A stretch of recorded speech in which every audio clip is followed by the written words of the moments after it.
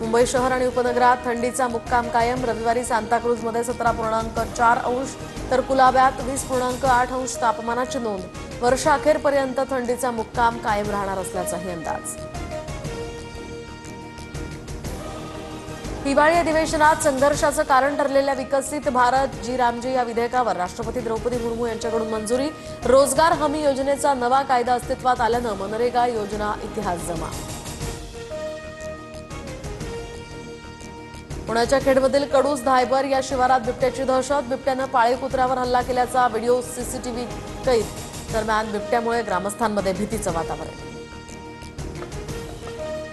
American संसदेच्या आदेशानंतर खुल्या करण्यात आलेल्या एप्स्टीन फाईल्समधून डोनाल्ड ट्रम्प यांचे फोटो गायब।